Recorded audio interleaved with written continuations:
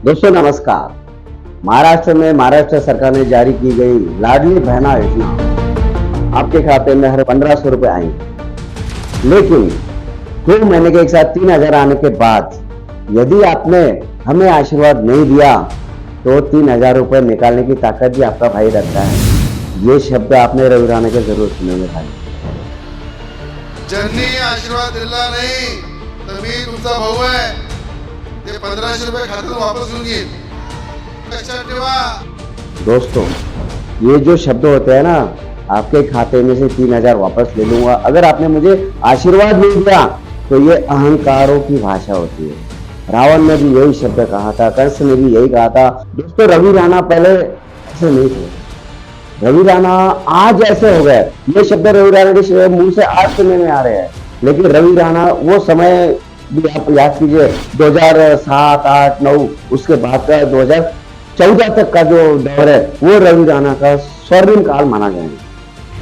दोस्तों रवि राणा 2007 में राजनीति में आए।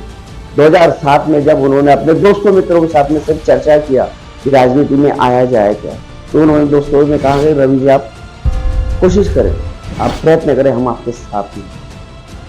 2008 के एक दशहरा का कार्यक्रम था समता मैदान पर बडनेरा में, जहां रावण दहन की जो रस्म होती है उस समय में वाद हुआ, एक विवाद हुआ कि रावण की प्रतिमा को या उसकी मूर्ति को कौन जलाएगा।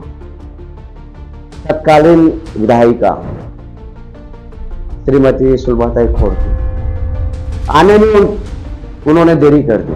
समय बीतता जा रहा था, लोगों की आकांक्षाएं भड़क रही थी, लोगों के विचार बदल रहे थे कि तत्कालीन आमदार इतनी देर करती है रावण दहन के समय में आने पर, तो भविष्य में हमारा क्या होगा। उसी समय एक विवाद हुआ था और उस समय में रावण दहन किसी दूसरे व्यक्ति के हाथ से गया।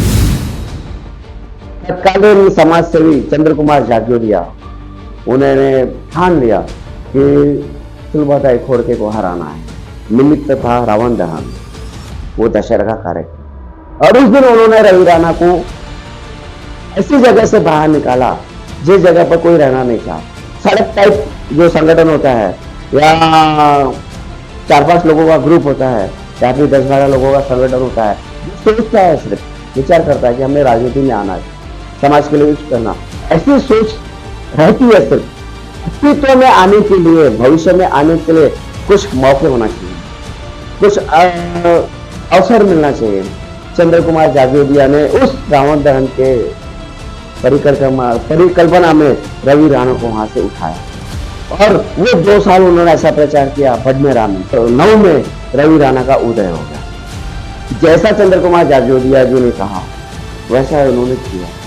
रवि राणा के साथ में जितने भी कार्यकर्ता उस समय युवा कार्यकर्ता थे, उन्होंने भी तन मन धन से उसकी सेवा किया।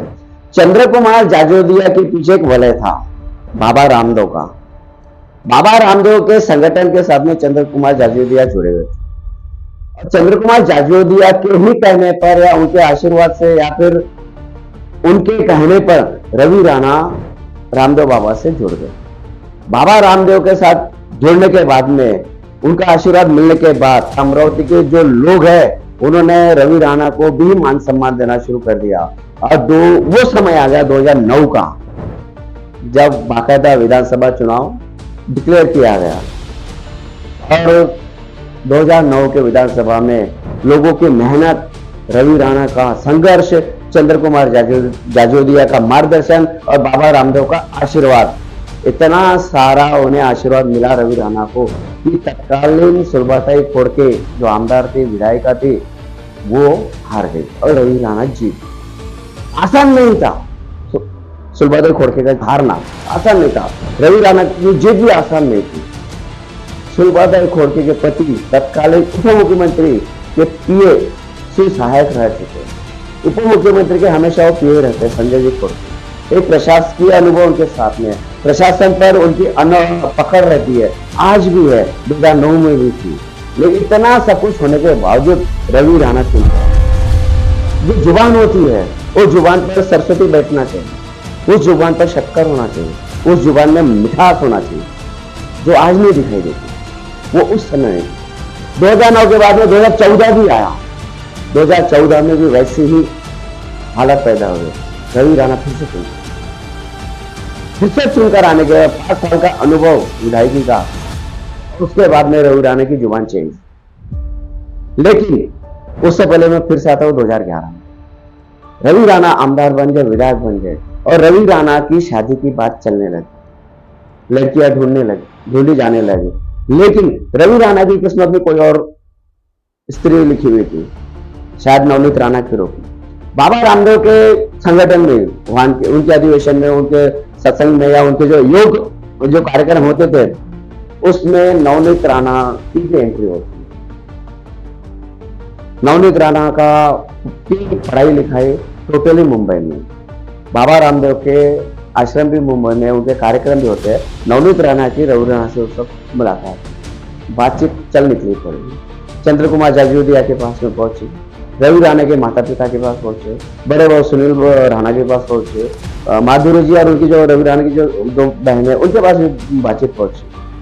चंद्र कुमार जी ने रिश्ता चलाया, बाबा रामदेव का आशीर्वाद मिला और ये जो शादी थी, ऐतिहासिक शादी जिसे कहते हैं, 2011 में शायद अमरावती में जब शादी हुई थी, तो उन्होंने एक नया पराक्रम करके बताया पूरे महाराष्ट्र में, पूरे देश में, महाराष्ट्र में, देश की बात कर रहा हूं मैं।